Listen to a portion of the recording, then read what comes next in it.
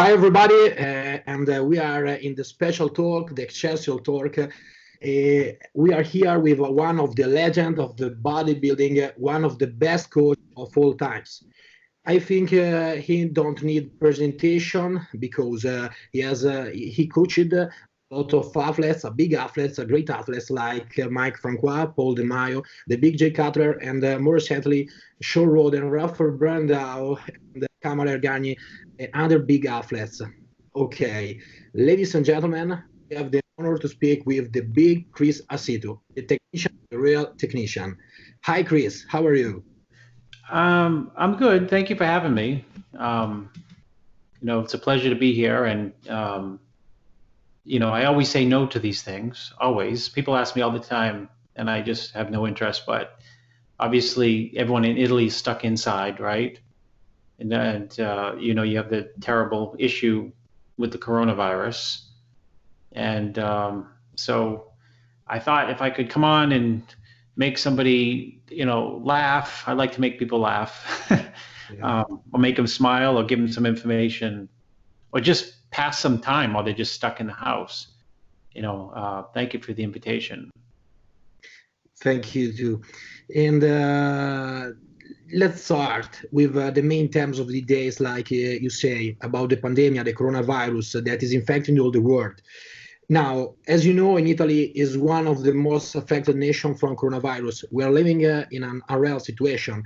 Then we are locked in our room, can't live a normal life, and most people can't work. And a lot of us who love fitness and bodybuilding can't work out in the gym since 2 weeks ago. Now, is the situation in the USA the same? And do you understand how dangerous is the virus? And about fitness and bodybuilding people, how they react at this bad event?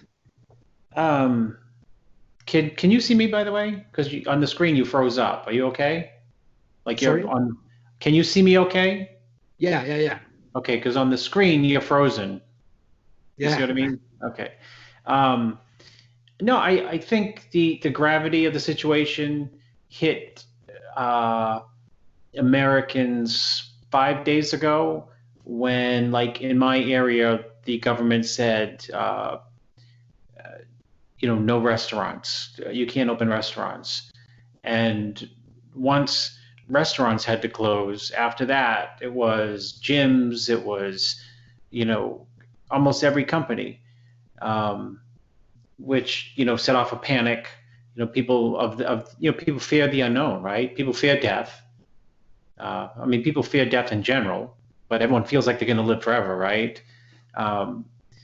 But I think that the fear of the unknown has caused a lot of chaos in the country, and I think right now, in the last 3 days, people have come to realize the extent of what could be coming this way, because they look at the news and they see China, and then they see Italy, and then they see Iran. So, and then they look around, every country in the world essentially has this issue right now. So, as you know, because you're living it, the only way to sort of starve it is to not spread it, which puts which forces people to do something sometimes that they don't want to do, especially in this country.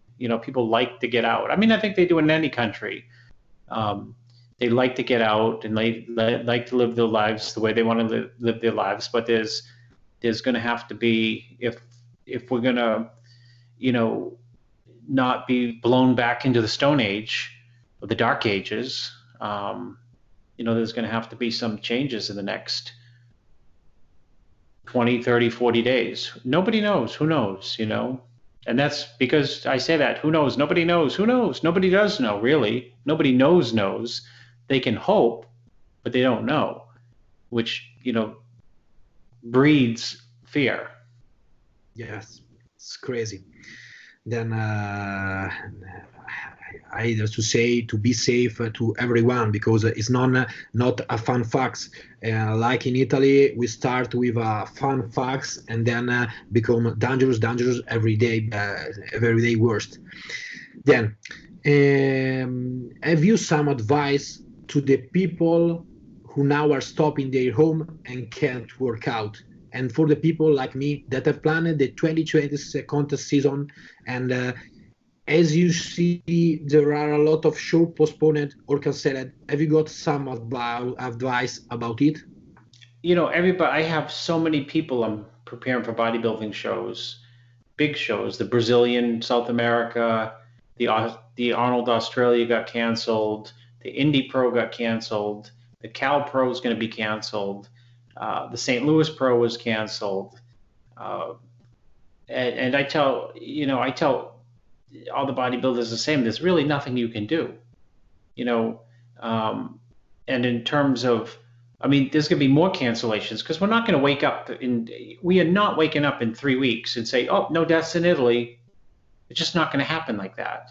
Yeah. It's just we're going to wake up in 3 weeks and the government's going to tell you, okay, 3 more weeks, stay in your house.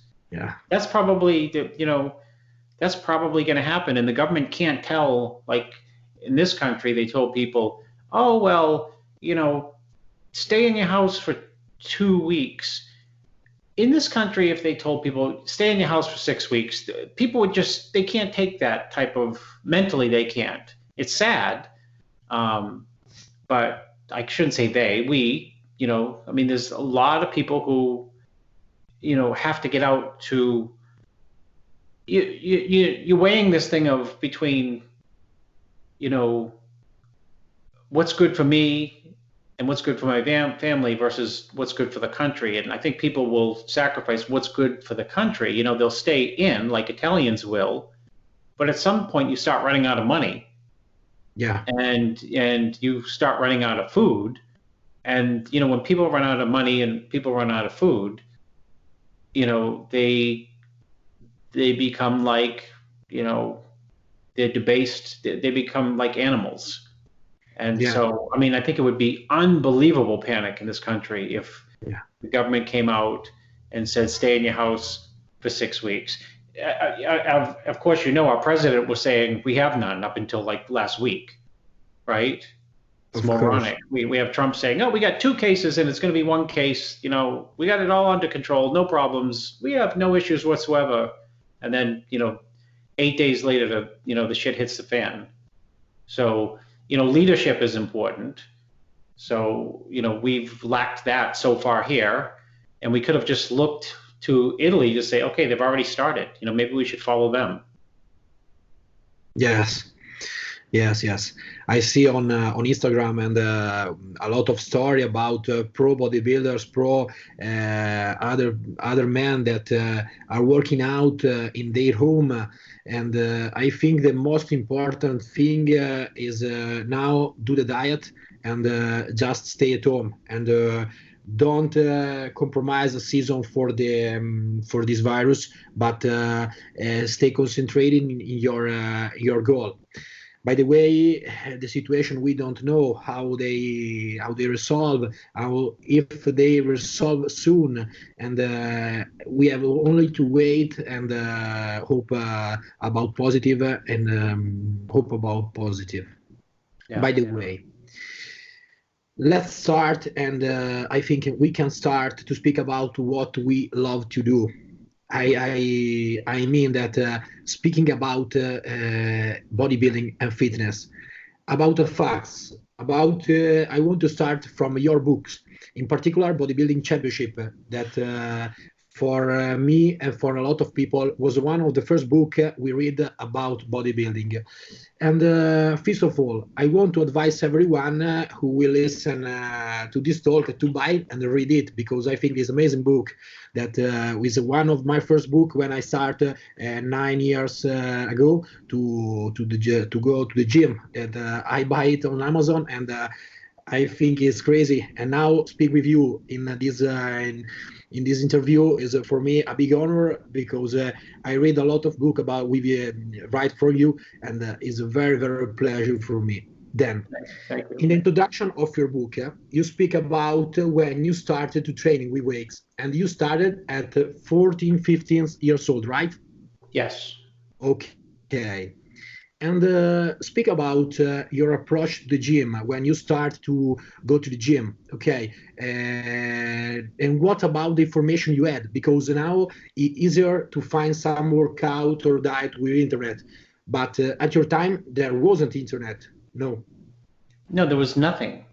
So the only way you would find out information is by asking other people, which, you would go to somebody with big arms and say, how do you get big arms? You go to somebody with big legs and you say, how to get big legs?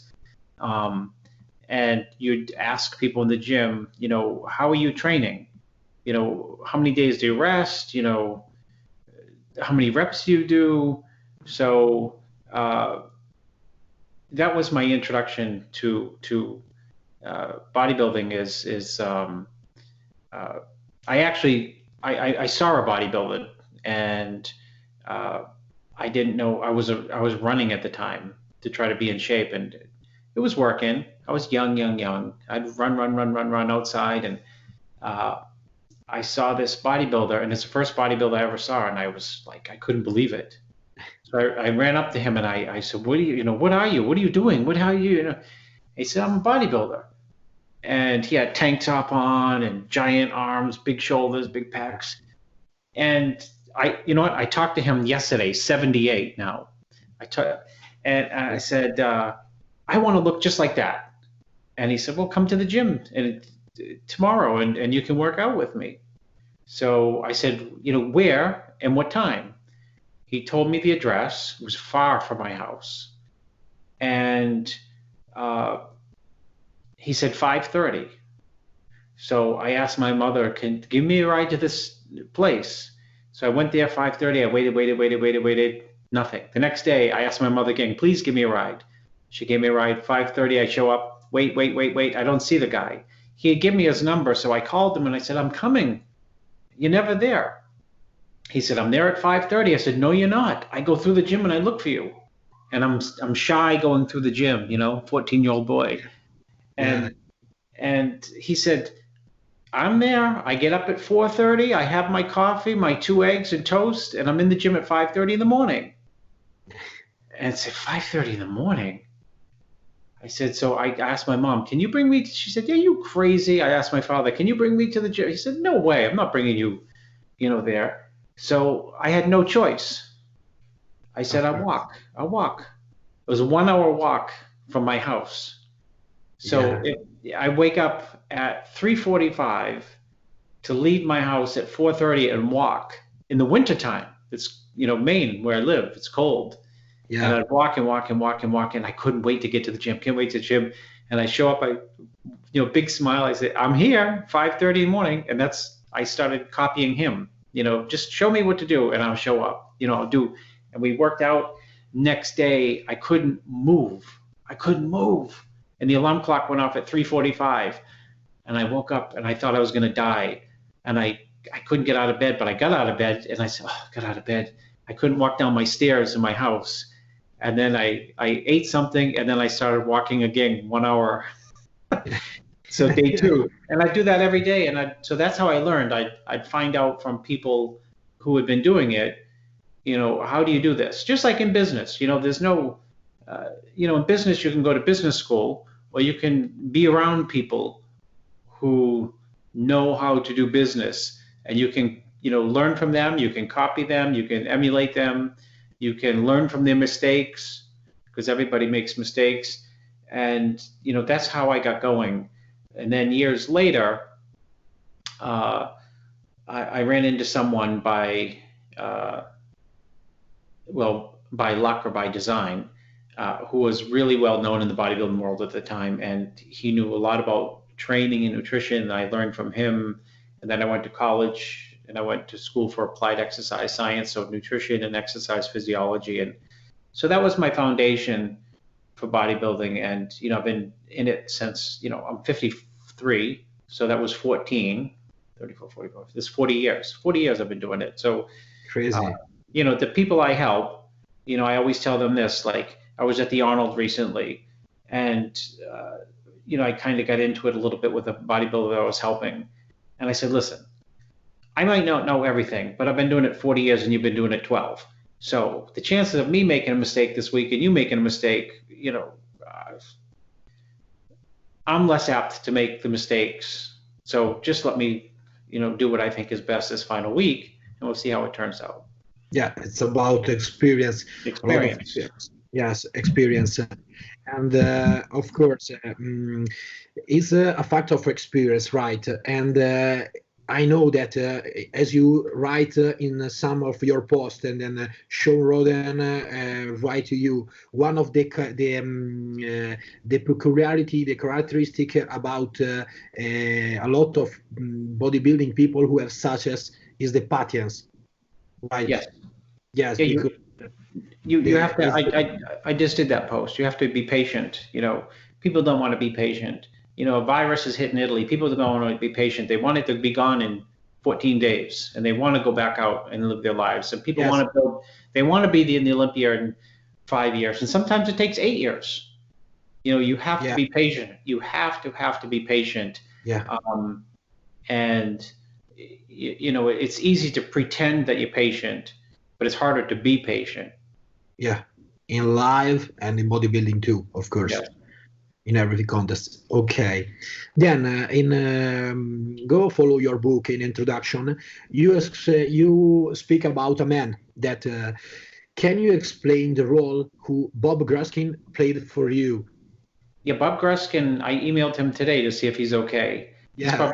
He's probably 85.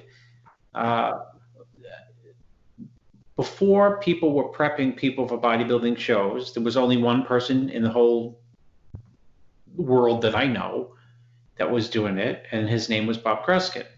And people ask me all the time, like, well, tell me about him.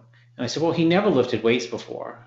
He's, fat, he's short, he's small,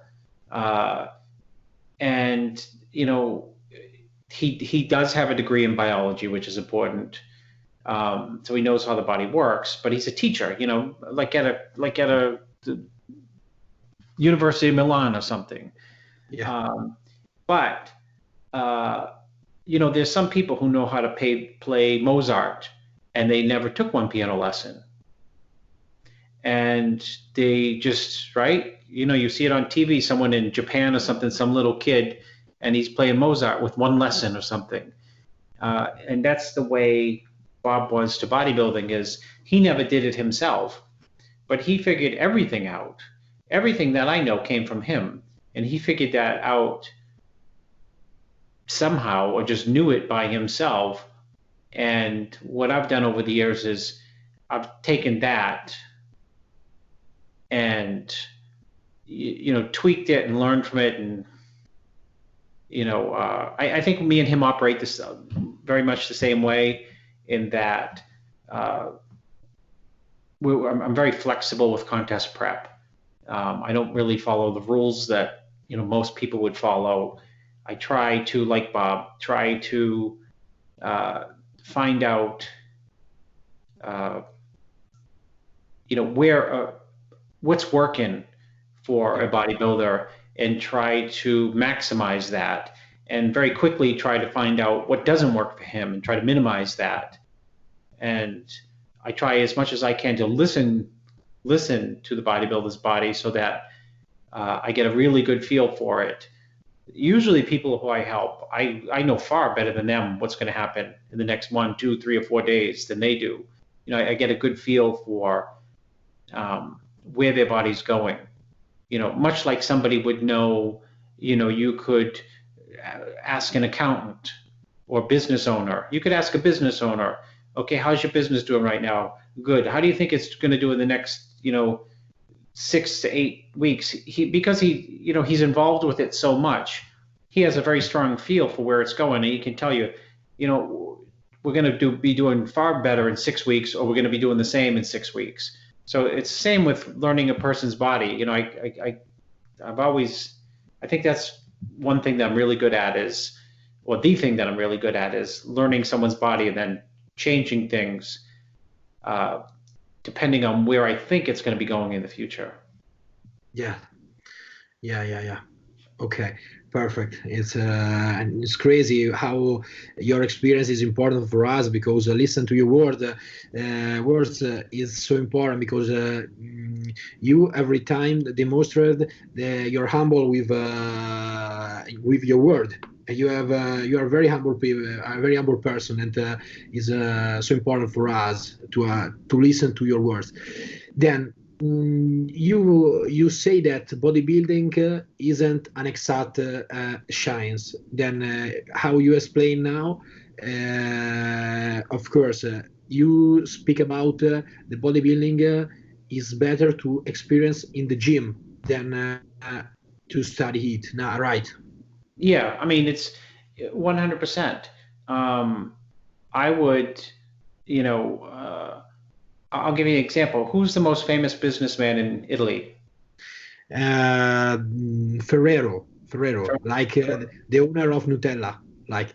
Oh, the Nutella guy. Okay, Yeah. Ferrero. Yeah, I would rather go live with him for 1 year and follow him to the office and go to every single business meeting that he does and be by his side or his manager's side for 1 year than to spend 4 years at the university learning about business, because I'd learn more, because you would learn the real world experience. That doesn't mean that you can't learn more, or that doesn't mean that there's not a great place for business, schools, because obviously, there's a huge benefit to getting an education at a business school, but nothing can replace experience.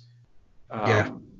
So, experience is the first thing, I think, because yes. if you can learn from the best people who know that, like as you say, if you want to learn about business and you stay with one of the most important businessmen, of course you learn faster than study business, right? Yeah, he's better than Ferrari. Is Ferrari Italian? Yeah, Ferrari, Lamborghini, Oh, Maserati. We have Maserati. a lot of. I hope the Ferrari family is not insulted that you picked the Nutella family for most famous. there are there are a lot of business very important in Italy that there are worldwide.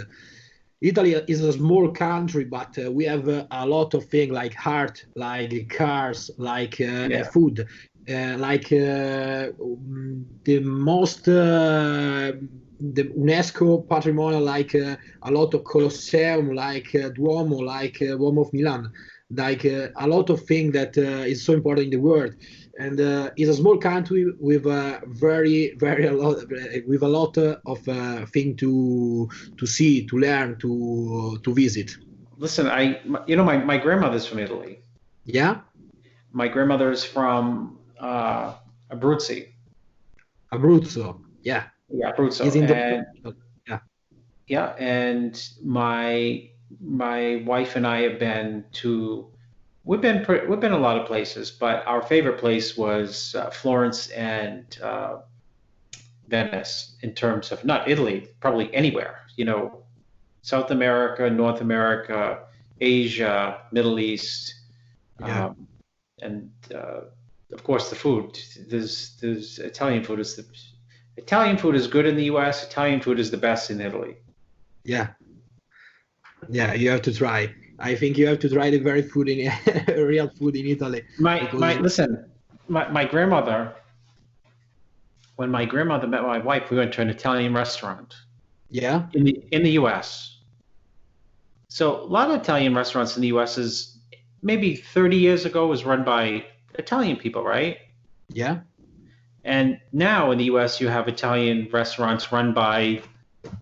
Maybe a guy could be from anywhere. He just went to a school, learned to cook. Oh, I'm cooking Italian food. I'm going to open an Italian restaurant. Yeah.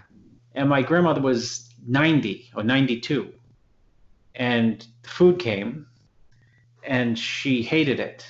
She didn't leave the house much. And I had my wife with me. We just met my grandmother. And the waitress came and she said, how's the food? And my grandmother's 92. She went like this. and she spit in the food and she handed. She says, "It's terrible." Yeah.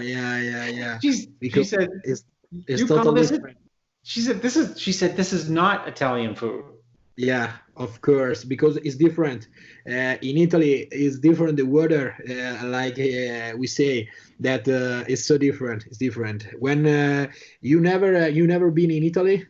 Yeah, no, I said Venice and Florence was my favorite place to visit. Great, Me and my wife Venice. went there, and we enjoyed it more than, like I said, Asia, South America, North America. It was our best foreign trip. Great. Then a very particular question about how we said before. You are one of the best coaches on the planet, and you coached a lot of champions. Now, how is coached some of the most important athletes like the Mr. Jay Cutler? Well, I mean, to me, it's, I enjoy the process of helping somebody get to their goal, and at that level, of course, there might be more excitement, but I really don't approach preparing like Jay or Shawn Rhoden or Kamala Gardney, who just won the 212. I really don't prepare them with any favoritism over some guy getting ready for the, Northern Italy contest, because, if you're gonna, someone once told me, I don't know if this translates well, is the way you do anything is the way you do everything. In other words, anything that you do, you should give 100%. If you're going to be a painter, do it 100%. If you're going to be a soccer or football player, do it 100%. And if you're going to help bodybuilders, do it 100%, but don't, give the guy who's doing his first Olympia less effort than you give Shawn Rhoden. Yeah. And so, although, I've had success with big names, I give at least as much attention to the small names, that nobody knows, because the small contest for a small bodybuilder in Italy, that is his Mr. Olympia. In other words, he's put his whole day and his whole life on hold so that he could do that competition. So, I take that very serious. Yes. Crazy. Then about Jay, that as you say, that in one of your past interview you speak about Jay's diet. Then he working out a lot and eat a lot. Could you explain or give us some number about his diet and about his diet in prep for the Olympia? Jay's diet was the same all year round, which was probably like, on a bad day, 6 to 8 meals a day. And he would eat, at his better looks, huge amount of carbohydrates, like 700, 800 carbohydrates a day, maybe 350 grams of protein, split over, let's say, 6, 7, 8 meals. And he would, because he was in good shape in the off season, there wasn't not a lot of, to get into shape was a little bit easier for him. He would not have to do a lot of cardio. He could just, train harder and, manipulate the diet a little bit, because, he didn't have tons of body fat to tear off. So,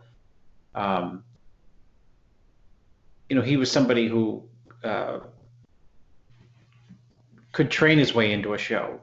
He was never on like a super restricted diet where it would suck away his ability to train hard. And because he had the ability to train hard, he could burn off, essentially most of what he was eating. He wouldn't have to diet hard for a long period of time. Then about it, you speak about the quantity and of quality of the food. You say that you never saw Jay at McDonald's, right?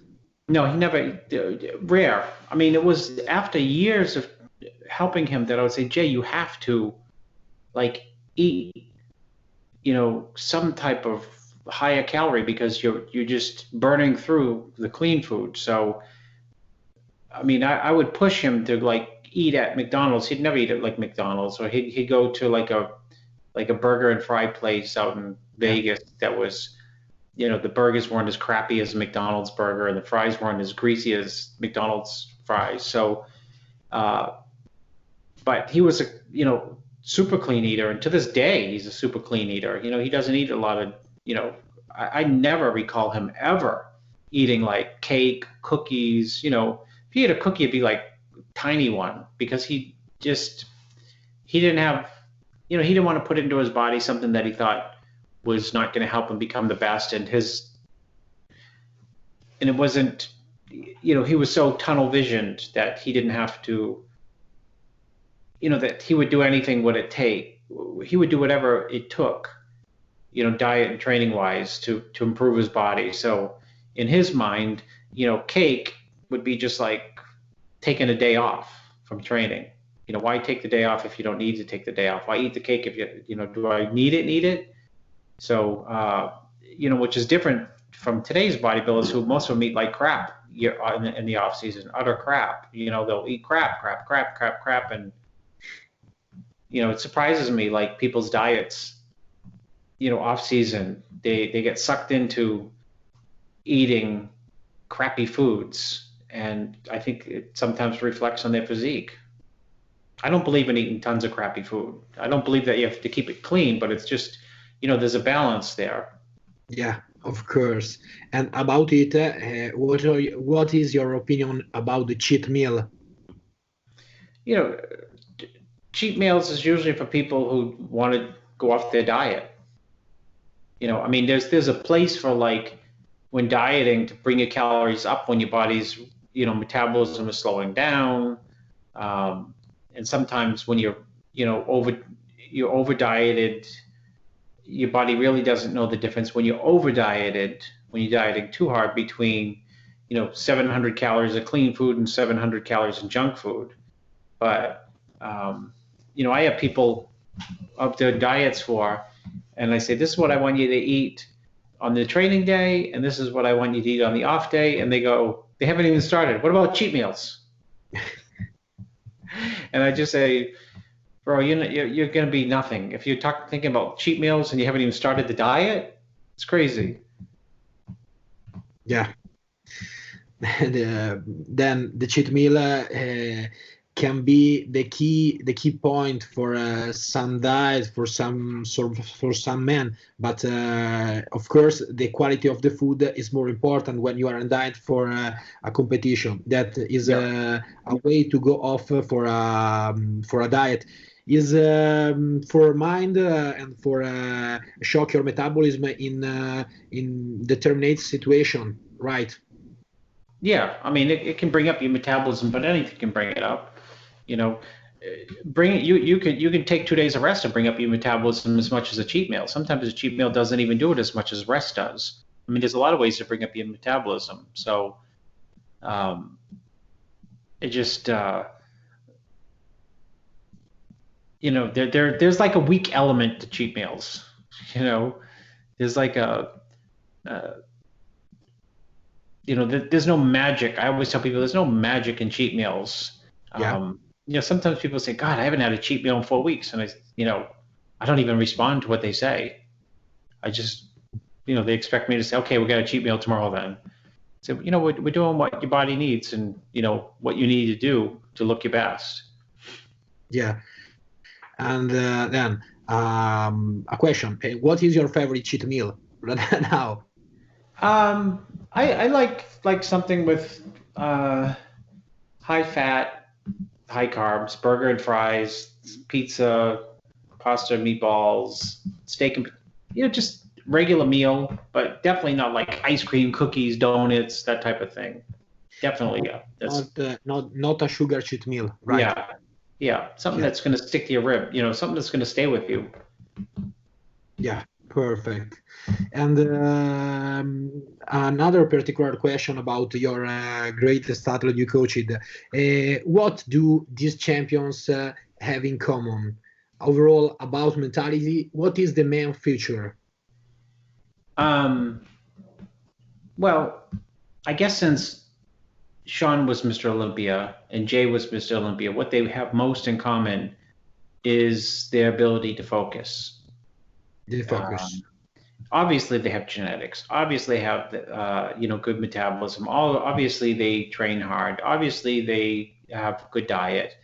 But at the end of the day, I think what separates and separated Jay from other bodybuilders, and what separated Shawn from other bodybuilders is their mental focus. I mean, keep in mind it took Jay 7 times,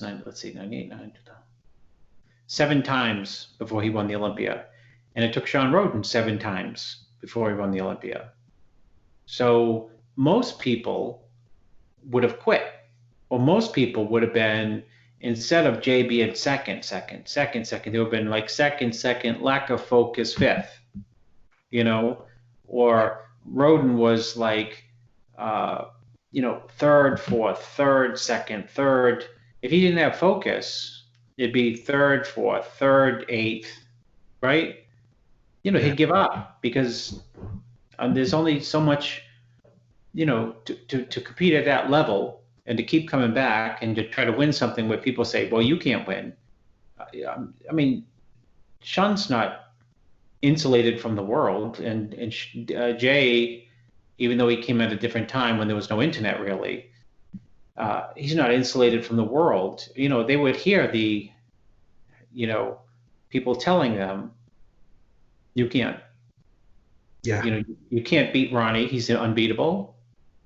And Shawn was told, you can't beat Phil, he's unbeatable. Well, that story's been blown up both times.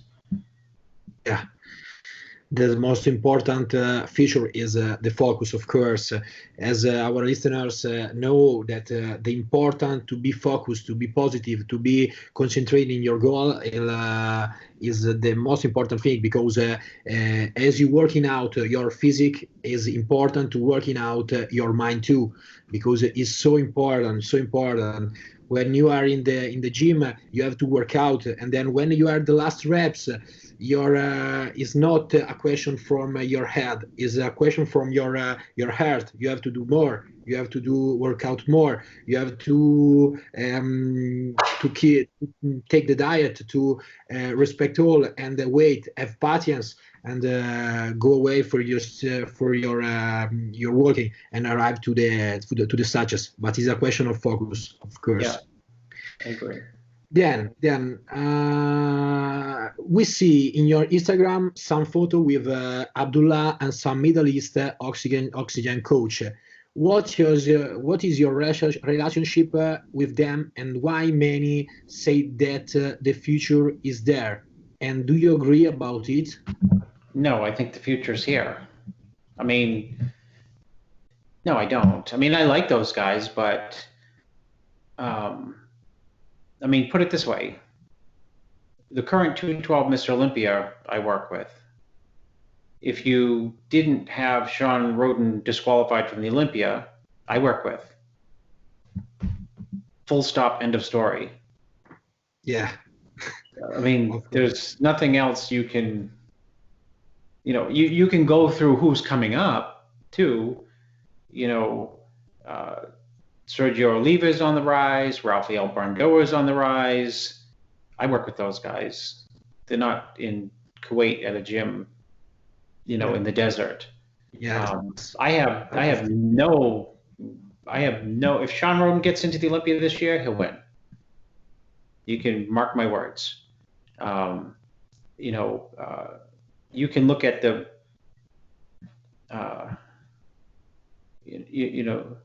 you got to weigh, of course, success and failures. And, last Olympia, the biggest bomb out came from that gym, and the Olympia before, the biggest bomb out came from that gym. So, your bomb outs count as negatives against your successes. Does it make sense? Yeah. I had 13 people qualified for the Olympia last year. That means 13 people, with the exception of one, was at the Olympia on wins. 12. One person was there on points. Everyone else had won shows. Then definitely the future is in the USA. I think future's in my office to make it more pinpoint. Of course. That as I say, that Chris is one of the best coach in the world, because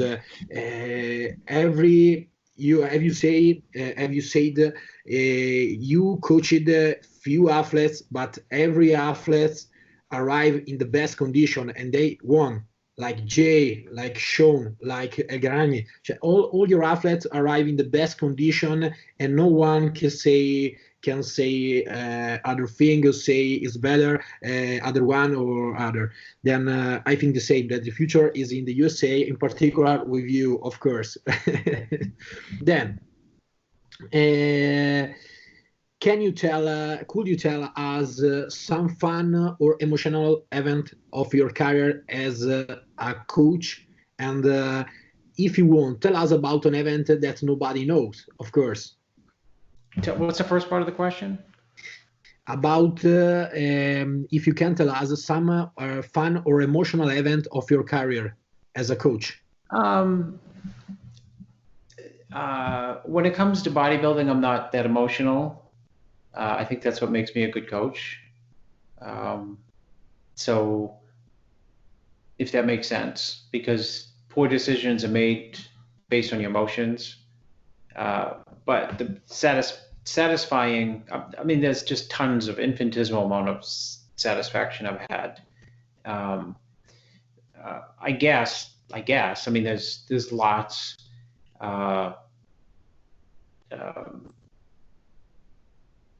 Jay winning the Olympia only because he should have won in 2001. And they didn't give him that win. He should have won for sure. So when he came back in 2006 to win, that was satisfying.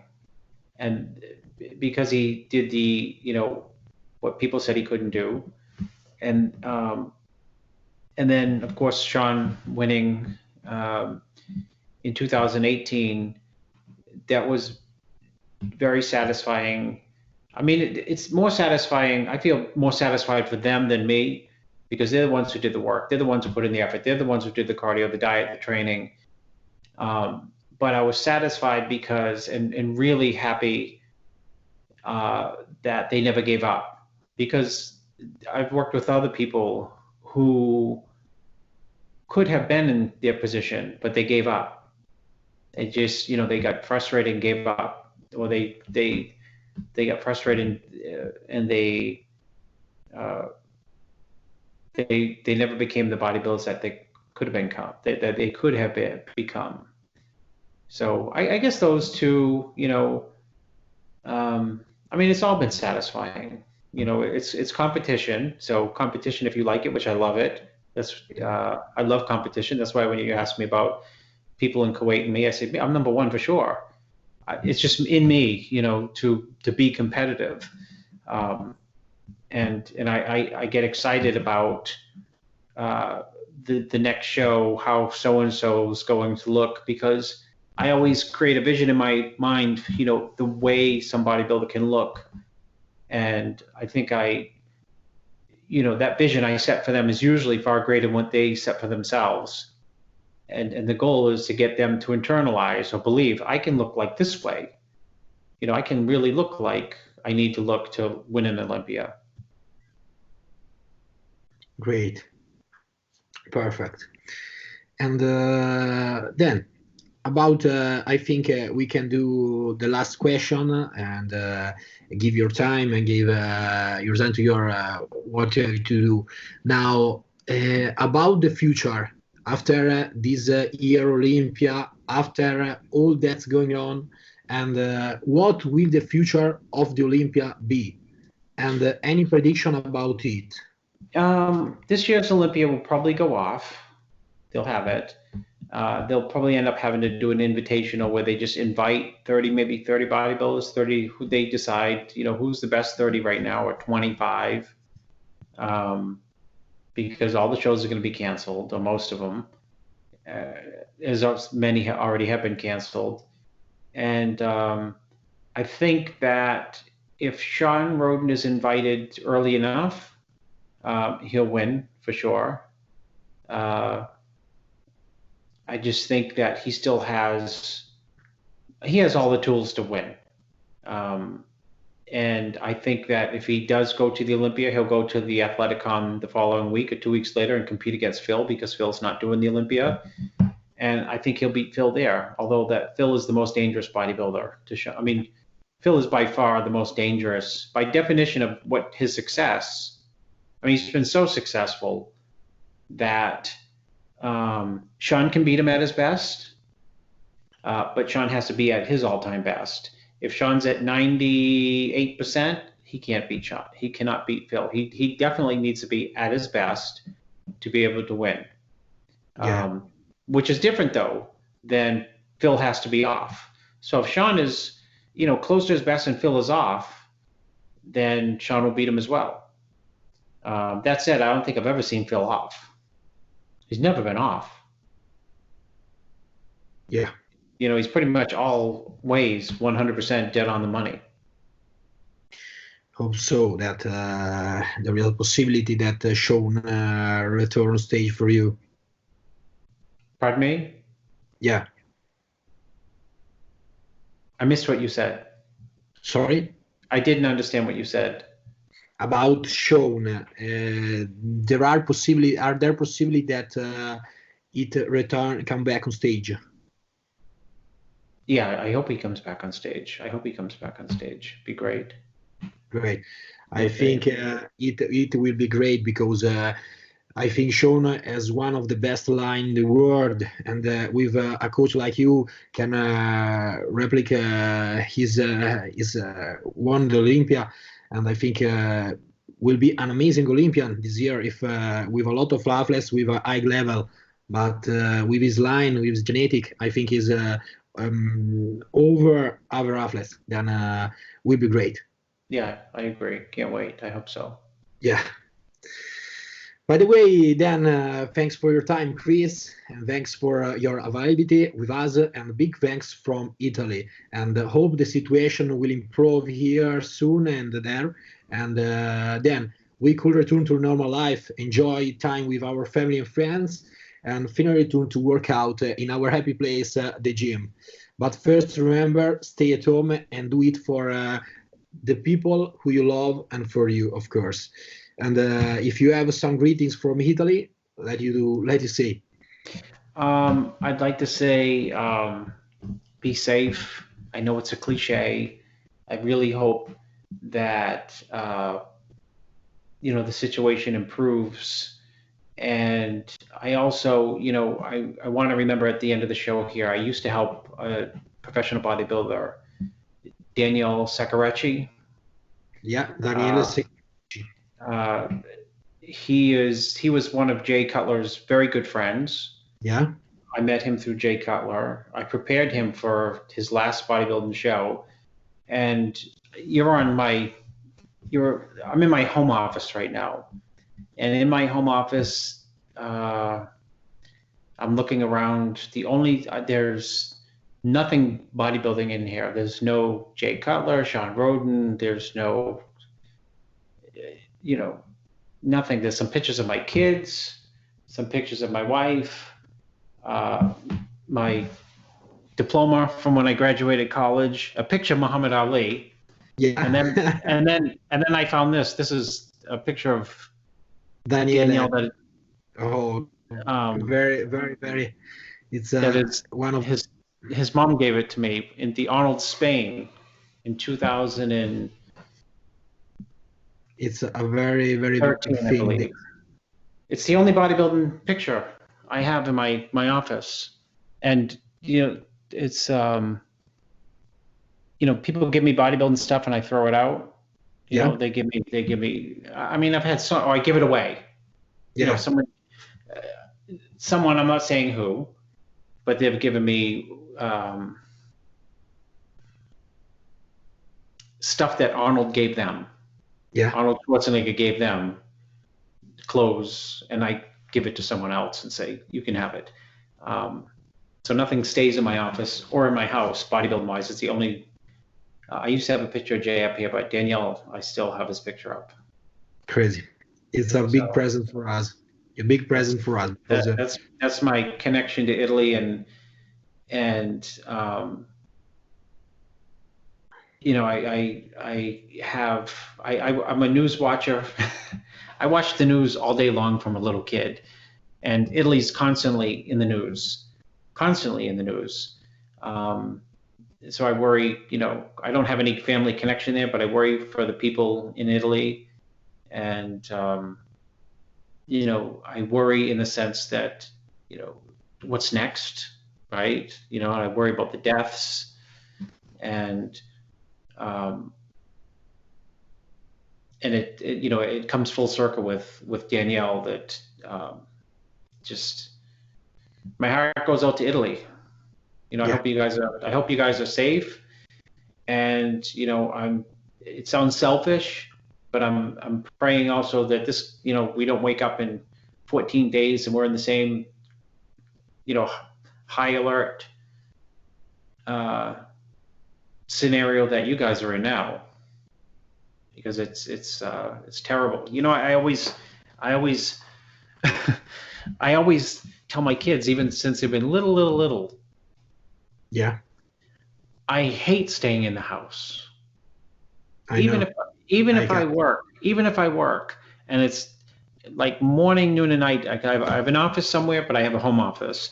And if I stay home and it's snowing out, and I've been in the office from, very common for me, 7 in the morning, 8, 9, 10, 11, 12, 1, 2, 3, 4, 5, you know, take a break for 2 hours, go back to the office, 11 o'clock at night, I still go out. I go somewhere. I go walk somewhere. I get in my car and go somewhere. I just have to get out. So to be stuck in the house for such a long period of time, it's I'm sure it's very challenging. So I'm just hoping that things clear up so that you guys can go out and have cheat meals, right? Yeah. Go to a restaurant that you want to go to. The things we take for granted, right? Coffee, you know, seeing people, laughing with people that you don't even know. Those things, I hope, are right around the corner for you guys. A difficult situation that you can't do what you love. You can't do what you normal do is stay in the home.